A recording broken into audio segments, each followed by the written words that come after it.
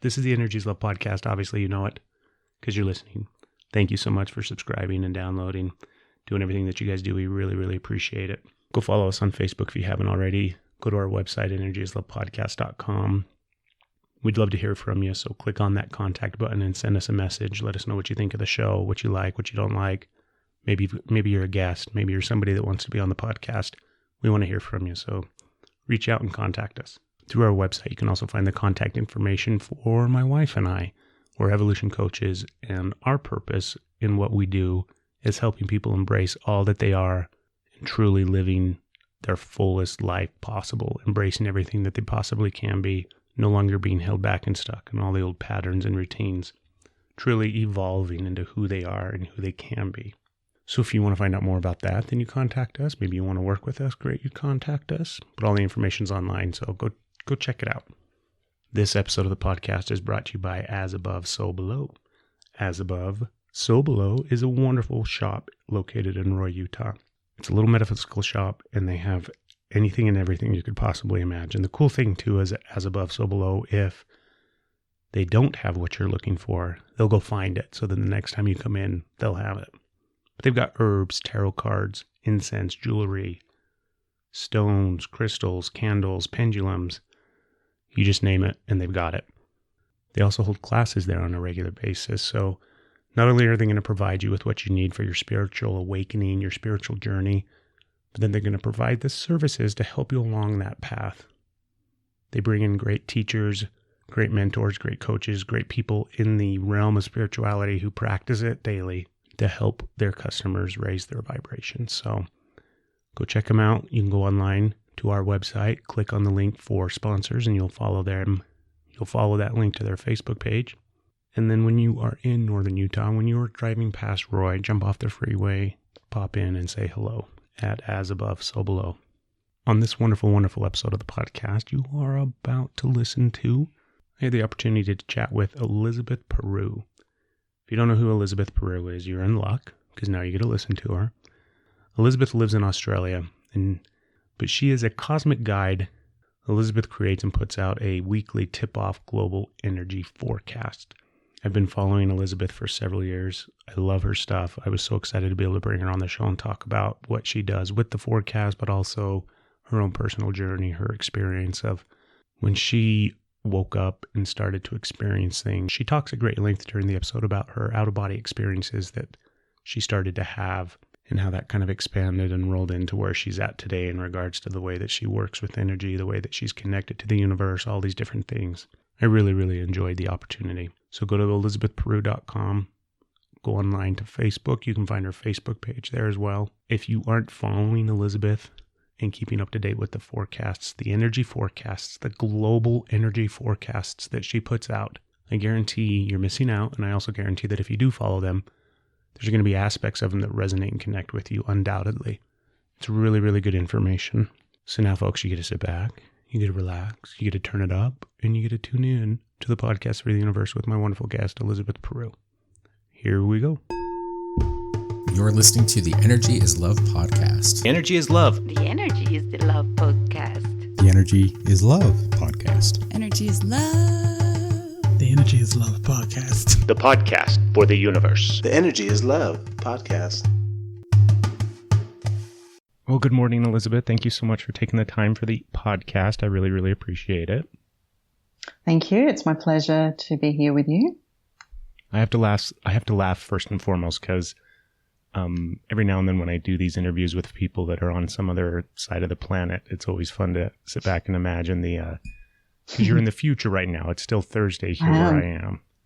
Yes, in Australia, we're kind of always in the future compared to most of the world. And I'm right down the bottom too. I'm not far from Antarctica, even though it's summer here. And yesterday it was very hot and now it's humid and raining.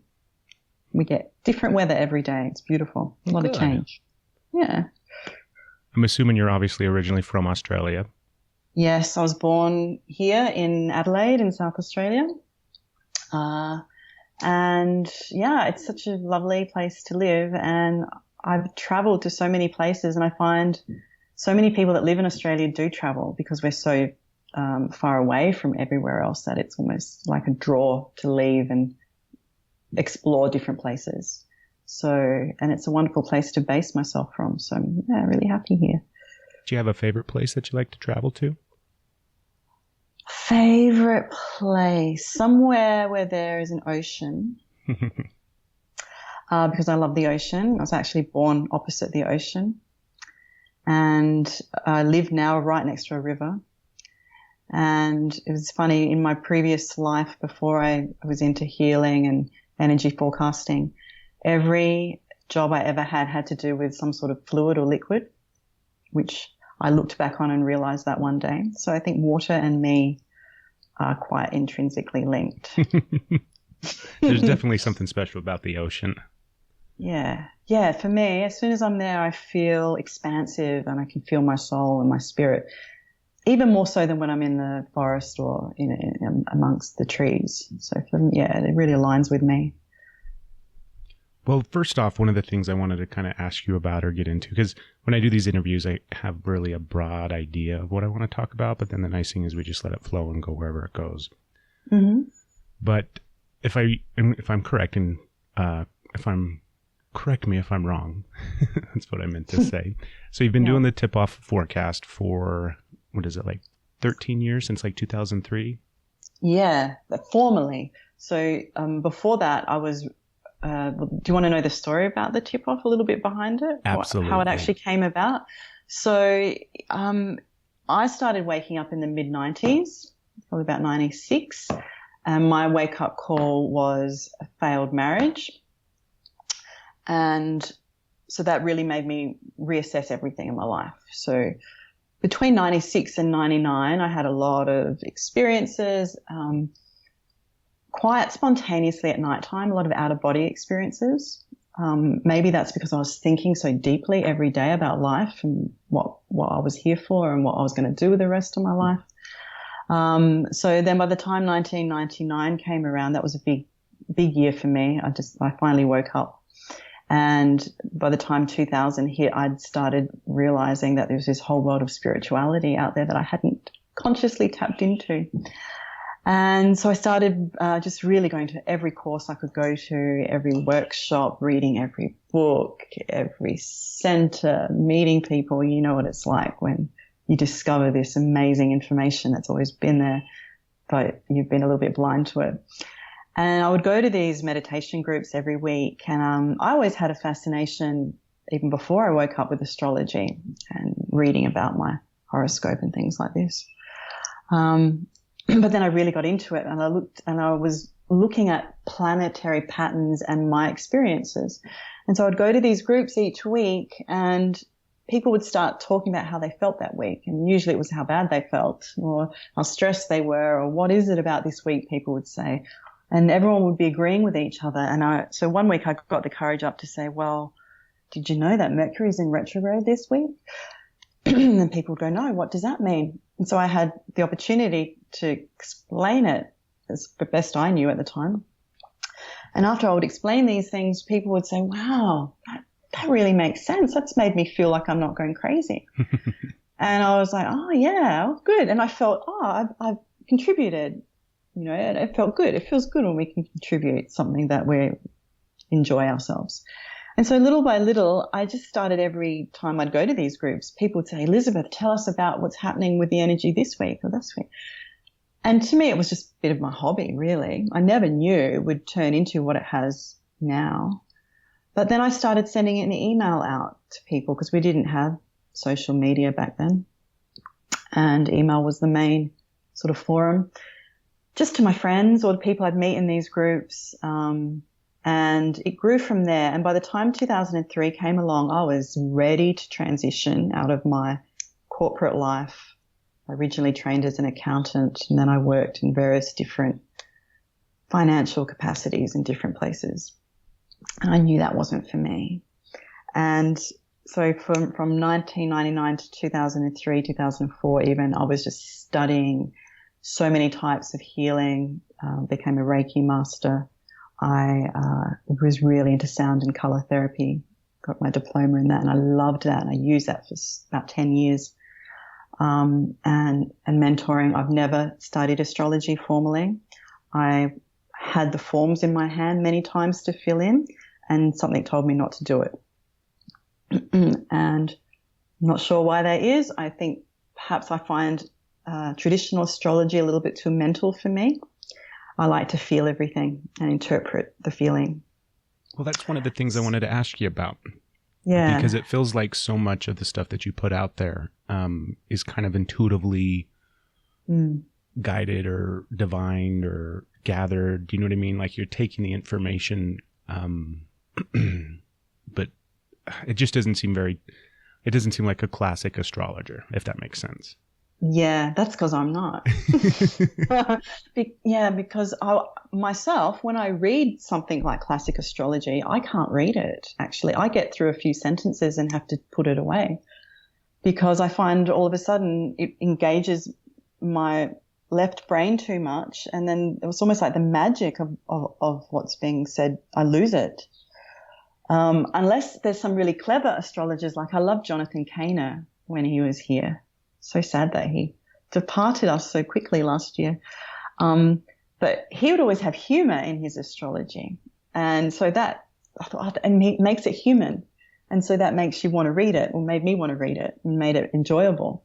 And I admire people that can really bring humanity into what they offer rather than try and make it too intellectual.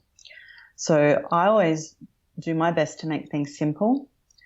Because I feel that when we're simple, we're closer to soul. Because in my experience, soul is like, it's like speaking with a child. It's very simple language, not convoluted. And so I always strive to keep things as basic as I can. Sometimes I've been criticized for making things too basic and that I don't know what I'm talking about. A few people have said that to me.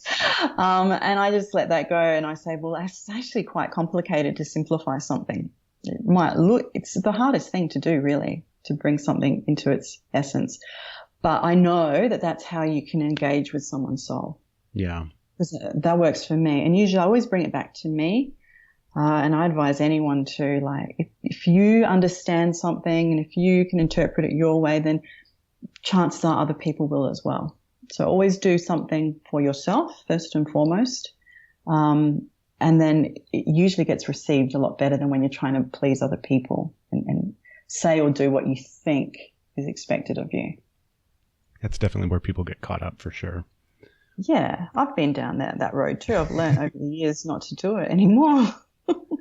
Well, I like how you mentioned that it is really simple. And I think so many times, not just with, in the realm of energy and spirituality and the metaphysical, but just in life in general, we make things way, way too difficult and complicated. Way too complicated. I think, maybe it starts in school or maybe it starts as we're growing up. We're taught we need to be smart, intelligent, know what we're doing, have our facts straight. And the intuition kind of gets really brushed over and pushed aside and almost laughed at, which is, on the level of spirit, it's like the guiding light, having that intuitive ability and not letting it shine. And the imagination, my gosh, if you don't have that, what do you have? I think that's the basis of everything. Yeah. For me, when, and this is, I'll just like a side note on my journey and my awakening, however we want to call it or phrase it. But I got to the point where I would get information or have some experience through meditation or, a dream state kind of out-of-body experience.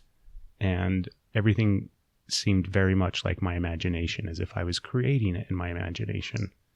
And then I kind of got to the point where I realized that maybe it was just me specifically, but that's kind of the way that I would work with or interpret or tap into that space where, you kind of receive information from the universe. And that's just how it looked to me. It looked like my imagination. And once I realized that and I was able to kind of embrace it more, then it really kind of took off. And I didn't get stuck in that space of trying to decide if it was my imagination, was I just making all of this stuff up, or was it real, or back and forth. I just let go and embraced it. It's a good question. We all wonder about that. Am I making it up, or is this real? But to me, yeah, you are making it up. That's the whole point. It's like we get given all these ingredients and then we have to decide how we're going to use them. So we do make things up, and that's what becomes reality. I think it's a really good point. Yeah. Yeah, it is. I want to go back a little bit. You talked about kind of during that time period in the late 90s, and you were having all these experiences because you were kind of contemplating life and everything that was going on. Did you have a context for it? Like, did you have any sort of, grew up with some aspect of knowledge or understanding that you could at least draw from, or was it all just a really new experience for you? Well, growing up, I was always very outspoken. I remember that. And I remember it was probably cute for a while. But then I remember specifically around at a certain age, if I'd say too much, I'd get told off by my mother all the time. And I would say things like, I'm sure I was picking up information about people and I would tell them. No filter, you know what kids are like. And then afterwards, after these people had gone from my presence, I'd get reprimanded badly for why'd you open your big mouth and say this and say that. And I remember thinking, oh, but it's true. Why can't I say it? And I learned to shut it down a little bit after, you'd get not just my mother, but I'd get other people telling me the same thing. So you learn to stay quiet. And then you start to think, well, am I just, like we said, am I just making it up or am I really feeling it? And that went on for years, and I really quietened down my inner voice for many years. I always had dancing in my background, and that was my creative outlet. Ever since I could talk, I asked my mum to take me to dance classes, and I love the outlet. I love the emotion, the expression through movement, and I danced right through until I was in my early 30s, so many, many years. And I'm sure that's was my spiritual connection through most of my young adult life. I wasn't religious, never been religious. My mother would always read us Bible stories when I was little, and I do remember thinking, wow, this all sounds really magical. How come it doesn't happen now? Was she reading them to you just kind of like, did you have the realization that they came from Christianity, or was it more or less just a story? Yeah, they were like bedtime stories, like picture books. Oh, that's neat. And things. Yeah. And, and we'd have to, now I lay me down to sleep, do the little prayers before you go to bed, and not really knowing why I was doing it. She did threaten us to go to Sunday school, me and my brother, and we said, no, we don't want to go. So we didn't go. But I think my mum always liked the idea of a spiritual connection, but that was all she knew. So yeah, I do remember thinking, wow, if this all happens and this Jesus person's real, why aren't we doing this ourselves? Didn't make sense to me. I did love magical books, and I loved reading stories about witches. They were my favorite ones too. I remember when I was little. But then, yeah, I guess we get into our 20s and then we think, oh gosh, I better get on with it. Like, my life will be over by the time I'm 30. That's sort of a headset. I better hurry up and find my career and find a partner and all that stuff. So did all that usual guff. But found a really interesting partner, as we do, that taught me lots of lessons, took me over to the other side of the world, went to live in England for a couple of years. Really didn't like it because it was so cold and I love the warmth. Came back here, but just about to get married, and then it just all went belly up. We did get married, but it just went belly up basically straight afterwards. And then I was like, wow, now what do I do with my life? And so I just started, as I said, questioning everything. And I do remember the priest when we got married, because we got married in a church, which I didn't really want to do. I did it for my parents to please them because they really wanted it. And I remember the priest asking, now, are you religious? And I said, without even thinking, no, I'm not religious, but I am very spiritual. And I remember stopping myself at the time, I think I was about 26, thinking, why did I just say that? But I said it with authority as well. And I remembered that afterwards. And so then I started asking myself, well, what is my spirituality? What is God? Who is God? Where is God? And then I do remember denouncing any idea of a God for a couple of years completely. And I said, I'm going to let it all go and I'm just going to rely on me. Me. I'm going to make all my own decisions. I'm going to be responsible for everything. And that was a really conscious decision I made. And it was almost like I wanted to go right down to the bottom of the depths of how I could feel in order to come back up. And I think I explored every emotion there was over 2 or 3 years. And this is why at nighttime, at the classic 2 or 3 a.m. in the morning, I would wake up with my body literally vibrating, but I couldn't move. And I was like paralyzed. See, did you have an idea of what that was at the time? No, absolutely no idea. No idea. I just thought there was some spirit trying to get me. That's how it felt. It felt like something was trying to get into me. It felt like there was some sort of spirit trying to get into my body. Mm-hmm. That's how I interpreted it. Because I'd also hear things in my house, like somebody walking around the house, footsteps. And then I'd hear drawers in the kitchen opening and closing.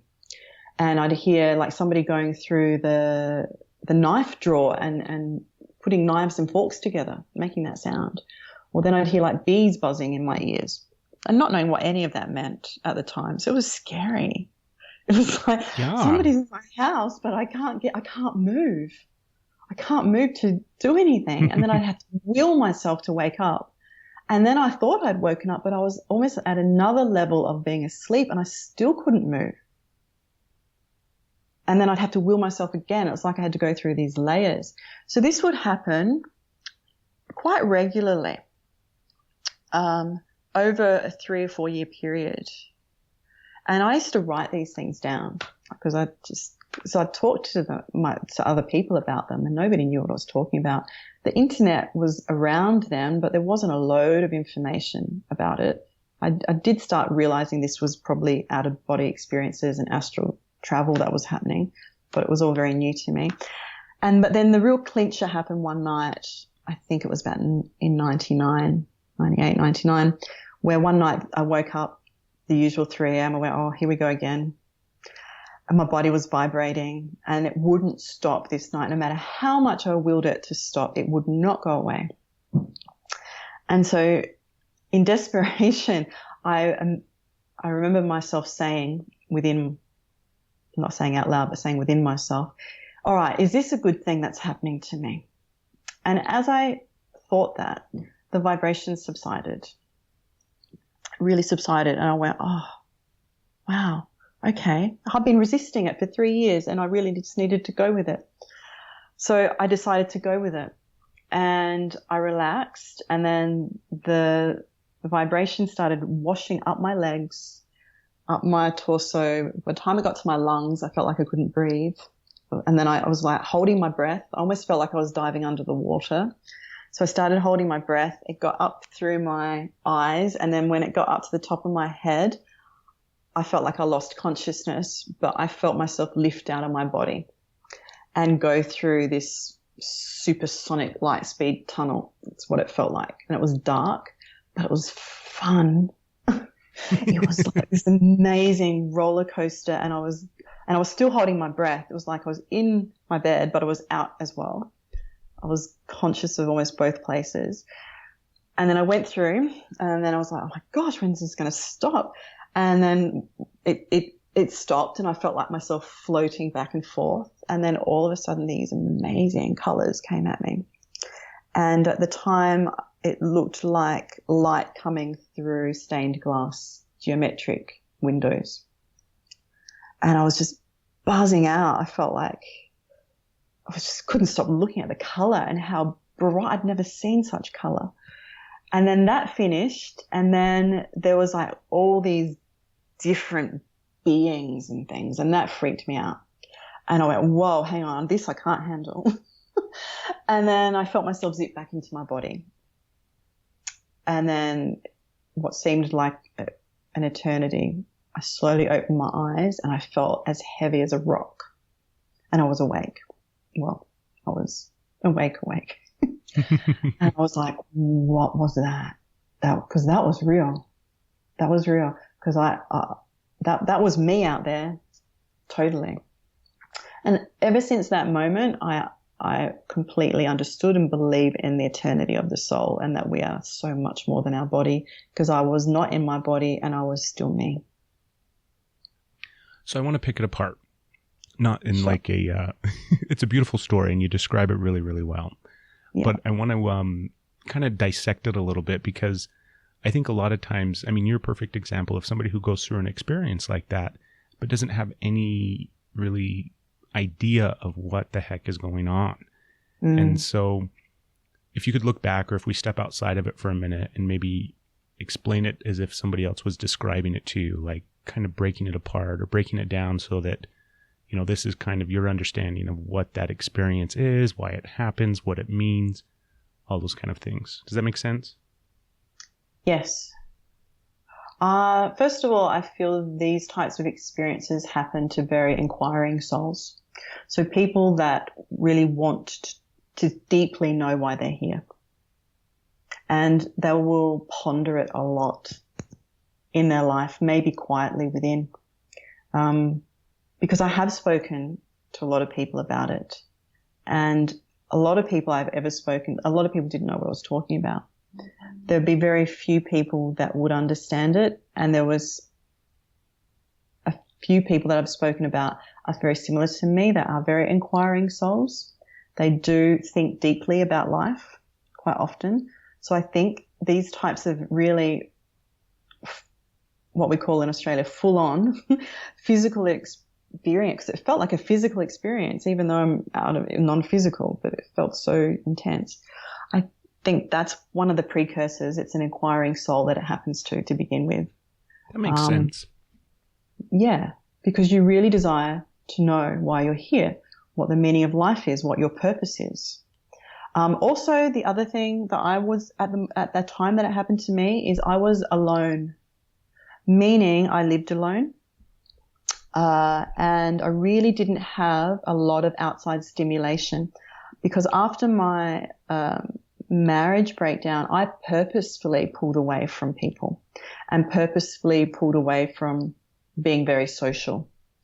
So I actually went through, say, a 3-year period of imposed isolation. I'd go to work every day, and I still taught dancing and stuff. But on weekends and stuff, I didn't really go out, and I would just really be thinking a lot. So I feel that giving yourself some space so you're not preoccupied with everyone else's stuff definitely helps. Yeah. And it may be like, the priests and the nuns and things that are in the monasteries. It's just, they're quiet. Yeah, kind of that isolation in a sense. The isolation, it enables you to connect with and contact your source. And I did that without knowing. And like I said, I denounced everything that I knew as well. So I wanted to be a blank slate. I wanted to really know, of my own esteem, what the meaning of life was. So maybe that's also a precursor for people. So some quietness, some space, and an inquiring mind. I think all these things create the breeding ground for some really intense spiritual experiences. I certainly know periods of my life where I've lived with other people. Sometimes you just get so caught up in life that you forget about your connection. You don't have the space to devote to it. And I realize that not everyone has that opportunity, and I didn't have to have it, but I created it. It felt right for me at the time. I mean, I could have kept living my life after my marriage and going into relationship after relationship, but I didn't want to do that. In fact, it took me another 5 or 6 years before I met anyone else. I didn't want to meet anyone else. I wanted to be on my own for a while. So I think being on your own is good at times if you want to connect with spirit and soul, particularly if you want to do this sort of work that I do. If you want to be in a healing capacity, if you want to use your life to help others, I think some alone time is very necessary. Did you ever, my guess is obviously at some point, but did you ever have a moment in your life where you realized that that's kind of what you wanted to do, where you wanted to go with not just this insight and knowledge of something greater than, our human form in this world and this existence, but that drive to help people the way that you do now? I realized it many years after it happened. So while it was happening, I had no inclination that I was going to be helping people. I just wanted to help myself. It's a good place to start. That's what I say to everyone. Look at it serious, because if you help yourself, what happens is you can't then but help other people. Because if you're satisfied, the drive within you to share that satisfaction with others is intense. I see a lot of people go into healing professions trying to help other people before they've helped themselves. And it doesn't always work out for them. They end up perhaps having many of their own issues come up. And not that they don't, they always do when you're helping other people. But overridingly so, they may come up because they haven't satisfied themselves to begin with. And I think you've really got to help yourself first, you know. And of course, it's the age-old adage, you know, when you're on the airplane and you've got to put the mask on yourself before you can help others. Yeah. But it's very true. And a lot of us feel guilty. We think we're being selfish or whatnot. But I think if you want a long-term basis to assist others, you've got to be at some point of ease in your own life. And that may take some sacrifices. I mean, people might look at my life of having some self-imposed isolation for 3 or 4 years as a sacrifice. At the time, it was survival. It's what I chose. I needed it. Was it very much a conscious choice? Yes, very conscious. I didn't know why, but I knew I needed it. And so if I look back over my life, I haven't always known the intellectual reason of why I've done something until years later. But I've done it because it felt right. And I do base a lot of my actions on feelings. To me, they are my intelligence. Yeah. And I think the more you can do that in your life, the more you start to trust in your intuition rather than doubt it. So how much Takes of practice. It does take practice. So much of this stuff is all about practice. How much of what you're putting out today do you feel is stemming from your intuition? 90%. That's what I was going to guess. I would guess that it was the majority of it. That's why, like, I don't remember when I found your stuff, Elizabeth. It's been well over a year, maybe 2 years, that I came across. And I don't even know how I came across it. You know how it goes when you're online and things like that. But I came across your stuff and I started looking at them and seeing your videos and following your stuff. And then I'm like, you know, there was something about the way that you put it out there and the way that you explain it. Like you've talked about it, simple. You simplify things really well. But I also like that it really felt like there was more information there than if it was just somebody, do you know what I mean, looking up at the stars or reading a chart or something like that. Not that information isn't good or valid by any means, but I liked how it felt that there was more there, that it seemed like you were tapping into some space and pulling from some deeper well of information, I suppose. And I guess what we've just been speaking about over the last 20 minutes, those experiences I've had out of body. I mean, I haven't really explained how many of them I've had with you. I've spoken to so many beings. And I daily have lengthy conversations with my angelic guides. Lengthy. And we're like we're talking now, like you and me. Mm-hmm. I'm in constant communication with spirit, intelligence beyond the physical. And I am sure that because of that, that enriches what I offer. I'm not just talking about the stars. I'm talking about teaching about life through my own experiences that I've had. And I have these constant conversations every day. I mean, every morning I wake up. Part of my routine is to go on a walk first thing. And that's my connection time every day. And I will speak to my guide at length for at least 50 minutes every morning. And I do the same in the evening. So, and that also helps me understand if I don't understand something, we will chat about it together, quite literally. And I'm so comfortable with that. It took me years to get to that level of being at ease with those conversations that it's amazing the stuff that we talk about. It's It's amazing stuff. And I'm sure I pull that through in what I say. But I don't say that I ever channel any other being, because I've always been of the belief that our soul holds great insight. And my soul is always asking questions and inquiring. So, and I have written some channeled stuff, and I know when it's not me, because the language is very different. That was one of the things I was going to ask you, if you felt like it was channeled information. I feel I channel my soul. Mm-hmm. A few years ago, I used to teach mentoring programs all about the personality and the soul. And I sat for about 2 years asking my soul and my guides what was the difference between the head and the heart, because that was a overriding question I had. I wanted to know, where am I? Is my intelligence, is my consciousness up here in my head, or is it my heart? How do I know which one's doing the speaking, doing the talking? How do I know the difference? And I came to call these two things the personality and the soul, the head and the heart. What some people would call the ego, I call the personality, because I find the personality gets you through your human life. It's your human aspect. And it gets a hard rap. A lot of people really are down on the ego. And I feel you need one to get through this life. Otherwise, you'd never get through it. Can seem very harsh without a personality to be the front person in your life. If you just purely come from heart energy, you look at some people that do, they get very wounded very quickly.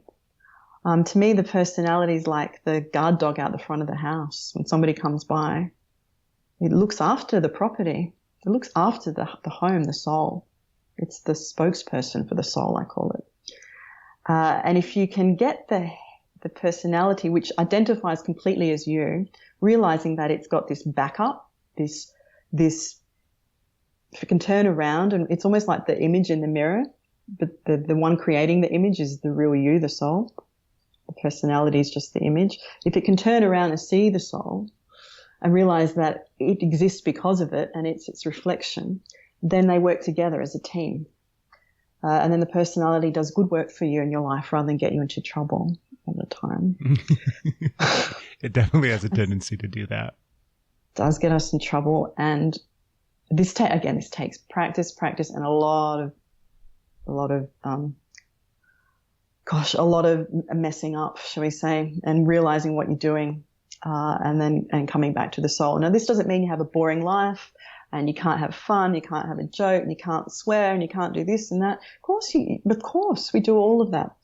But underneath it, you realize that there's this soul, you, that is this incredible universal intelligence and source of all knowing. And that's what we try and tap into and channel. And that's who speaks when I write my tip off. It's me, soul me. Do you and think Go ahead. No, I'm okay. You go. Do you think that we take both aspects, our soul and our personality, with us as we continue onwards? Yeah, I do. Yeah, I do. I love the way you describe it, because, like you said, I'm not the biggest fan of the word ego, or the way that a lot of times in the community of spirituality or the metaphysical or things like that, do you know what I mean? Everybody talks about the ego and how you have to kind of overpower it and learn to kill it. Yeah, death to the ego. Yeah, that's and I've never really resonated with that. No, because when you say that, you get the head starts to freak out. You're going to, because so many of us identify that is me.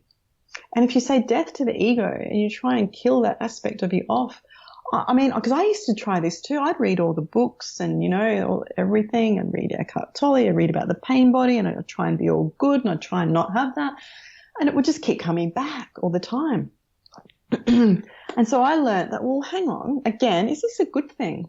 I stopped and asked myself, rather than reading what everyone else says, and I recommend that if people do this, always bring it back to your own intelligence and ask yourself, does this really sit well with me? Because I've got my own ideas here.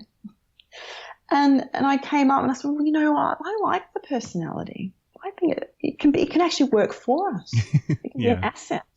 It can be an amazing asset, particularly in human life, which, we're still really so struggling as a race to come to terms with our spirituality versus physicality. I know more people are waking up, but there's still such a disparity on the planet. Such a disparity that you know, if you can have a healthy personality that helps other people understand, maybe you can interpret spirit to them in a safe way, in a non-threatening way, that surely is going to help more people open up to the bigger realm of the universe. And that's what I try and do in my work as well. I try and talk to every person rather than those that have just know what I'm talking about, if you know what I'm talking about. Yeah. That was one of the things I wanted to ask you, like, so somebody that's not necessarily connected or tapped in or awoke or however you want to phrase it, what are some of the common things that you kind of see people questioning in the beginning when they're kind of, do you know what I mean? They might not have any understanding of not just what you do, but energy as a whole and kind of the way that it works. And what are some of the common things that you kind of, you know? I think one of the big things that people get a little bit excited about when they first wake up is that what they choose is what creates their reality. That life doesn't happen to them, that life is happening because of them and because of their mindset, because of their previous actions, because of the habits they have, that they're getting the same. And that if they were aware of that and they could choose different actions, different thoughts, different behaviors, that their life will change around them. That to me is the real pivotal point when people first wake up and they realize that power is in their hands. It changes everything. Because I remember when I was asleep, I didn't know that power is in my hands. I'd wonder why one day I felt good and one day I felt crap. And I'd think, oh God, how do you change this? Life just throws things at you all the time. It's always coming at you. And I hear people say this to me all the time. But when you have this, and it's a moment for everyone where your viewpoint on life changes. But when you start to realize that, no, actually I'm the one creating all that around me, then it's an exciting moment, because then you realize not only are you responsible for what's happened thus far, but that you can change what's going to happen going forward. So it's a kind of a sad moment. You realize that. You realize you've been doing it the wrong way your whole life. But then you get angry, because then you think, why didn't anybody tell me this? Why didn't they teach me this in school? Why? I mean, this is how I felt. But then I remember reading You Can Heal Your Life by Louise Hay. And I remember reading it and going, oh my gosh, why didn't anybody ever tell me this? And I started getting angry at my parents for not telling me. They don't know. They still don't know. And it's like, that's the huge wake up point. I find that that's when everything changes. When they can get that and when they can accept. I always say to people, responsibility equals freedom. Because once you realize that everything is in your hands, you're free. You're free because there's nothing weighing you down. You get to choose, and it starts in this very moment, however you want your life to go. And it doesn't, of course, change automatically, but it does change as you do. You'll see it over the coming days and weeks and months. I think we all want everything so quickly and happening now because we are spiritual beings, and we do know that when we're out of our body, thought creates things immediately, and we expect to see the same in this environment, but it is speeding up, by the way. Do you think so? This year. Yes, this year, definitely. Oh, I've seen it happen this year. And, we're in a one universal year. In the last couple of weeks, I have seen opportunities coming in very quickly, but you've got to recognize them and be ready to say yes, because they're coming in fast. Well, I've experienced that. Like for me personally, we've done the podcast now for, I'm trying to think, we started last year. So it's about 6 or 7 months that we've been doing the podcast. And in the beginning, I have this huge list of people that I eventually want to talk to, kind of like my dream guests, I suppose, or the people that I really was looking forward to one day, hopefully being able to speak with. And you were on that list. And for whatever reason, at the beginning of the year, I don't remember when I reached out to you, but it was this year. It was 2017, and it wasn't long after the first of the year. One day I just decided I was going to shoot you an email. I was going to, find your contact information on your website and shoot you an email. And here we are. And it was actually last year. Was it?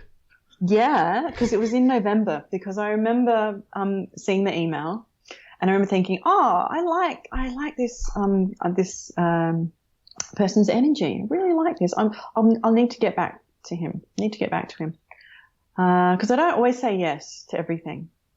I really don't. But I liked the energy, but that was November. And then I think it wasn't only until maybe a week or so ago that I actually replied to you. Because we're in that 9 energy, and there was so much going on last year, and there was so much wrapping up, and I was so engulfed in all of that stuff. And then this year it was like, right, got to get onto that now. Bam. And that's how I'm feeling this year. It's like, do that now, do this now, do that now, and it's so quick. And I love that energy. I love action energy. I found last year a little bit heavy going, as I know most people did, because I kind of like things to happen quickly too. Yeah. Yeah, it seems like the last 2 years were a little heavy. Yeah. So I'm quite pleased with this year. And next year is going to be an 11 year for the planet, so that will be really interesting. So many people are going to be pushed to step up to the plate, really take their life to the next level. I'm looking forward to seeing what happens. So when you say an 11 year for the planet, explain that. Yeah. So when we add all the numbers together in the year, so we get 2018. So 2 plus 1 is 10. And 10 plus 8 is, what's that, 18? No. Am I adding this right? Is it when you add up all the digits for the year? Yeah. 1, 2, 3. Yeah. So 2 plus 1 is 3. And 3 plus 8 is 11. Right. When I'm talking, I can't be analytical. It's so bad. Yeah. So it's 11. Okay. So next year adds up to an 11 year. 1 plus 1 is 2. It's also a 2 year. But the higher energy to aspire to next year is the 11 energy, which is all about world service and working together and bringing through higher evolution through our own life. And it's a very mature energy, and it asks people to really come from their soul, not so much from their personality. I mean, this year, 2017, personalities will probably enjoy this year because it's a 1 energy and they like that energy. So some people may be struggling a little bit between their head and their heart, but next year that real heart energy will push through very strongly with a lot of people. So a lot of people may have an emotional time of it next year, whereas other people will find they finally feel like it's my time to share who I am on any level. But this year is important because we're setting foundations over the next near decade of our life as a planet. And you can see that happening globally. You can see people rising up and having a voice thanks to technology now. Again, we have that voice. I mean, I love social media. I think it's fantastic. I was going to say that was one of the things I wanted to ask you, because if you started kind of doing your tip-off back in the day in 2003 and started out just emailing people, I mean, what is that, 15 years to see technology get this far ahead and allow you to now reach out and connect with so many more people in such a variety of different ways. How has that changed what you do and how you do it? It's changed everything, and I love it. Because I live in Adelaide, as you know, and it can seem like you're at the complete end of the world. We almost are. But I've always had this global outlook, and I've always had people in my life that come here from other countries. And South Australia in general is a bit of a melting pot for people coming from overseas and ending up here and not knowing why. So I've always met people from other countries, and I took my first overseas trip with my family when I was 11. We went all around the US actually, which was awesome on a Greyhound bus. Loved it. Oh, wow. Which is a crazy thing to do when you're 11. But, it was so much fun. That's a fun way to see the country. It's the best way because you get to, you really get to meet people and, really feel the energy. I love the energy of the US. I enjoy going there. It's very energizing because Australia's energy can be very heavy here. It's a very grounded place. And we tend to like cut each other down. If anyone gets too sort of big for themselves, everyone cuts them down, which is quite different in the US where everyone sort of likes to come up. So I like going there in bursts. It's very good. But now I've forgotten what we're talking about. Just how technology changed so much about being able to connect with people. So I've always had that worldview, and it was in my plan, in my imagination, that I would reach people on a global scale. That was from day one. Didn't know how that would happen, but it was in my vision. Had no idea what would happen with social media and stuff. So I embraced email. Back in those days, used to have to advertise in print magazines and do loads of in-person workshops and loads of everything in person, travel. I did a lot of courses and things in different countries, a lot through Asia and Hong Kong and Singapore and Australia. And so it was all in-person stuff, which was a lot slower to get your message out. In print, you don't know who's seeing it really. Skype, I don't think was around then. So everything had to be in person, which was time consuming, expensive to travel and things like this. And then I remember MySpace came out. And at that time, I was really into sound and color therapy. And so it was a music sort of thing. And so I went on there and I embraced that, met lots of good people. Did you do a lot of stuff on MySpace? Yeah, I used to post there every day and put links to music I'd like and talk about things and put my newsletter links there and stuff. Because the tip-off started off as my newsletter for years and years. And I used to write that as an adjunct to all my in-person sessions and all my courses and workshops and mentoring programs, which was my full-time work. And the tip-off was not a paid-for service. It was a newsletter. And I basically wrote it free of charge for everybody. And I did that right up until 2014. And it got to the point where I was at the stage where I couldn't keep writing it. I didn't have time and do everything else. So I had to make a decision of what was going to be the priority. And I took a leap of faith and I said, I'm going to have to monetize the tip-off and make that a paid-for service, or I'm not going to be writing it anymore because I can't keep doing it and do the other work and live and keep a full-time profession going because I'm full-time working for myself, which I've been doing since 2003. So I did it. I said, right, I've just got to do it and take the chance and we'll see if people like it and if they're prepared to pay for it as well. And they did. And they are, and they were. And that was a real turning point for me because the technology came in that allowed me to be able to offer my work in a way that I could have it as members type only stuff. And that wasn't there 10 years ago when I first started. So the technology is so wonderful if you're entrepreneurial and you want to actually offer your own services. It's there to allow you to, create an income around them. And I did that. And I didn't know if people would, come on board with it, but they did.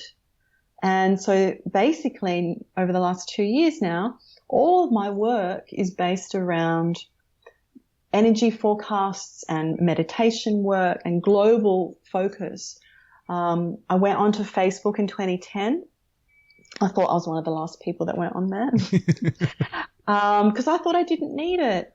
That was a silly thing to think because, my gosh, Facebook. Wow, I love it.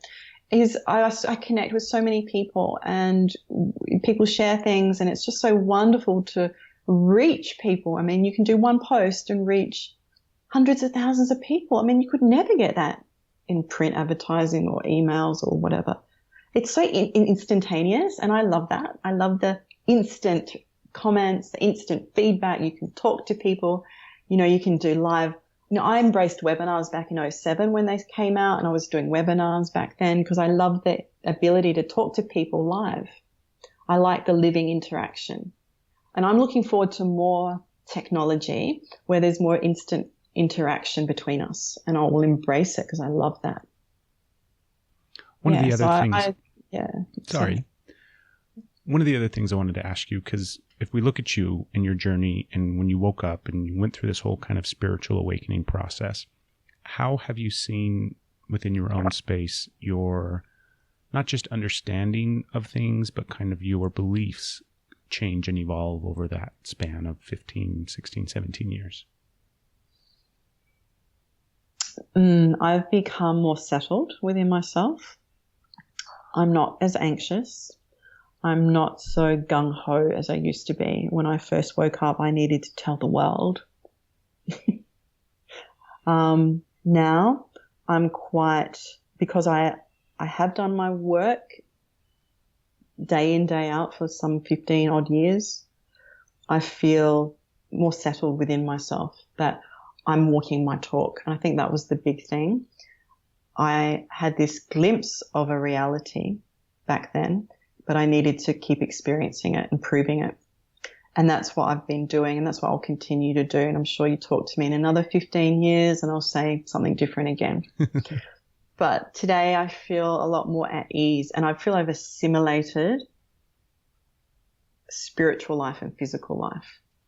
Because I went through a period in the beginning where I went really spiritual. You know, I wore all the clothes, I wore all the crystals, played all the music, talked really spiritual, did all that, and completely left behind my mainstream style.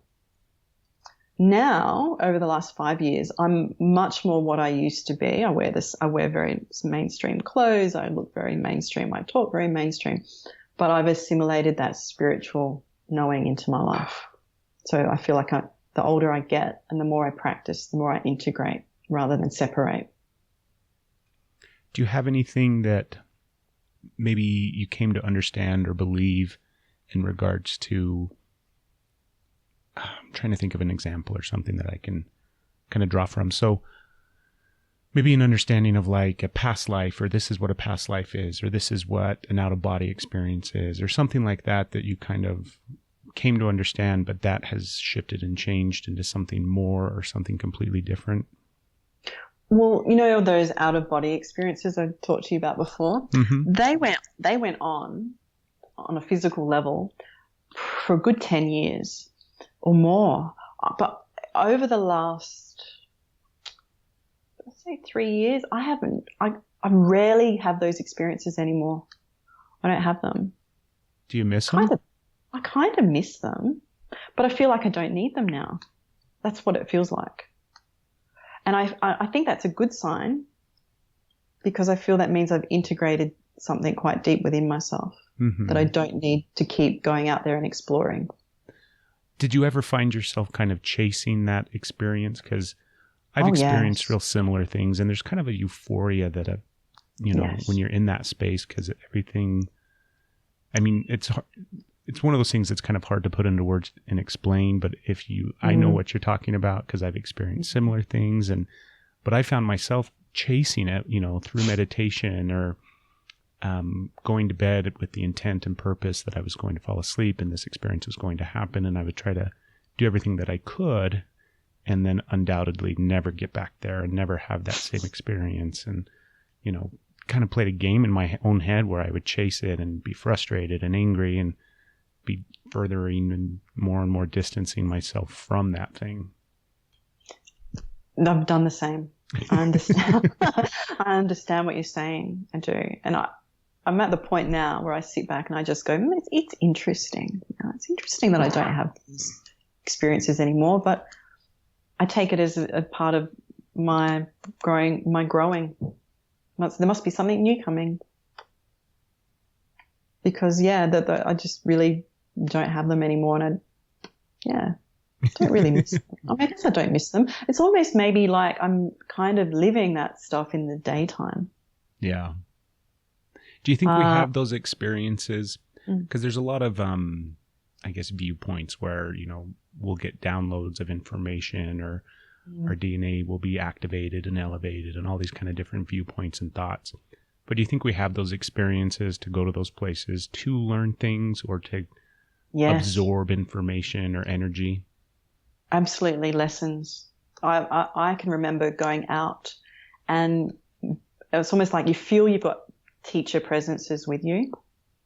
You don't physically see them. I've always felt them on the side of me. And I can remember being taken, like one night, as you say that, up, and I was in space. And then it was like a huge blackboard in front of me, but that was space, and all of these equations and theories and numbers were just coming in and out, and geometries, and it was like my soul was going, yes, I know, I understand, I get it, wow, amazing.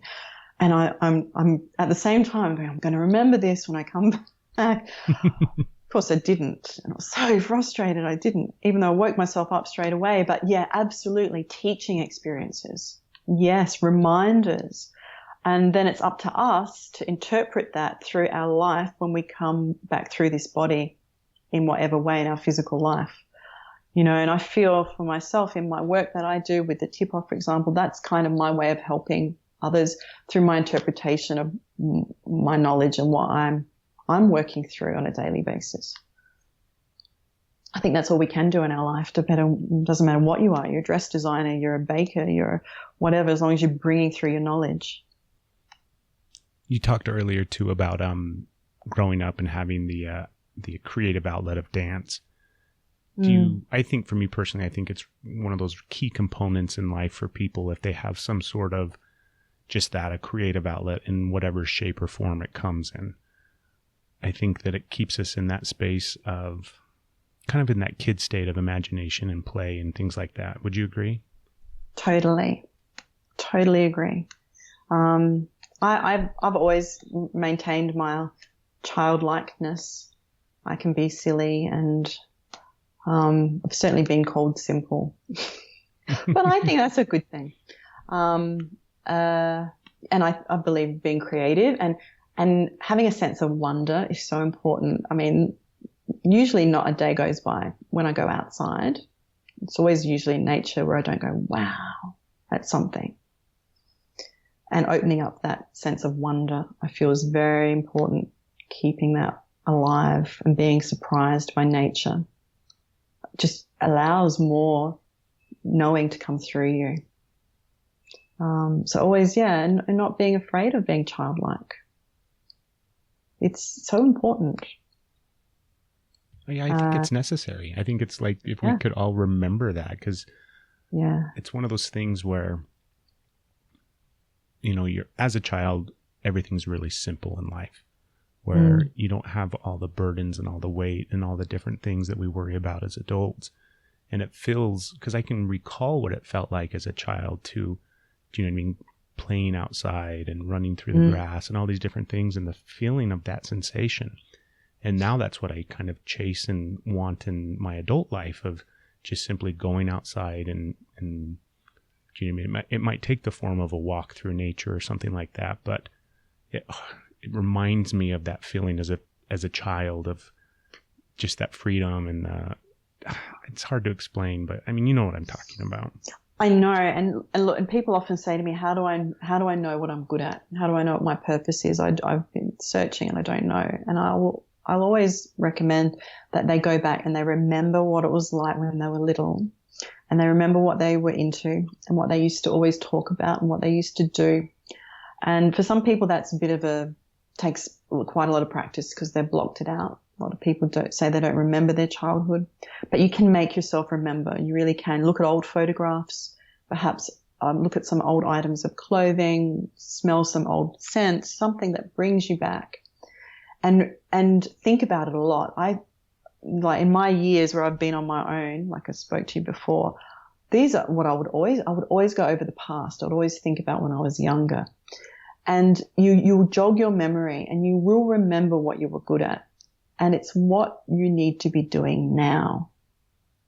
And you'll work out how to use it. It will come of its own accord. It will be shown to you.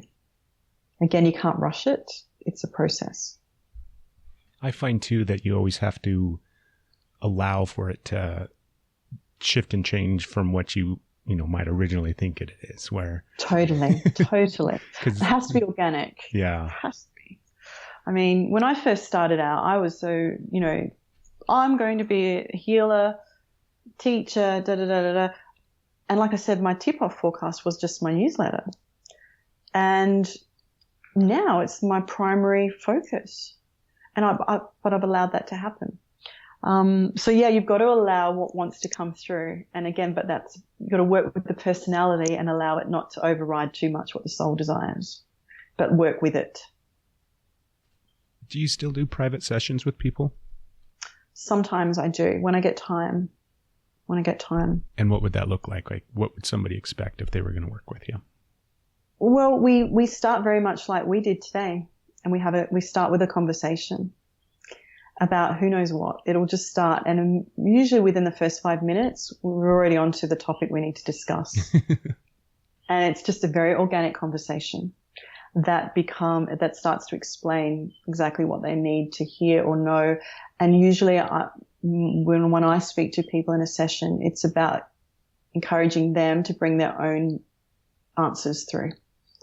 I don't like to tell people things. I like them to actually tell themselves, because they already know what they need, and it's just a matter of being able to help them find the words, find the knowledge of what's already there in front of them, seeing what's in front of them. That's always the way my sessions run, helping them to see what they already have and what they already know, and maybe hadn't looked at it quite that way before. Yeah. Mm-hmm. Well, Elizabeth, I think I've stolen enough of your time, and I really appreciate it. Thank you. It's been fun. I've enjoyed it. Thank you. It's elizabethperu.com, right? Yes. And then your Facebook page. Is there anything else, like as far as people getting a hold of you or reaching out or following your stuff? Yeah, they can follow me on Facebook. It's Elizabeth S. That's S for Sophia. That's my middle name. Peru. And the tip-off Global Energy Forecast, which is on elizabethperu.com. And come in and share in the global community, share in the conversation, and just enjoy being empowered. It's always been at the heart of my work to help people be empowered, because that's what I like. And I think if as I said, you please yourself, you're going to help other people. So, do you have any big plans for 2017 as far as with the tip off? I do have some plans, but I like to keep my plans secret. Well, they'll have to. I recommend that to people. I've always talked about the power of secrecy. I've certainly got plans for the tip-off this year of taking it to another level, and I've got other plans of other offerings that I'm working on right now.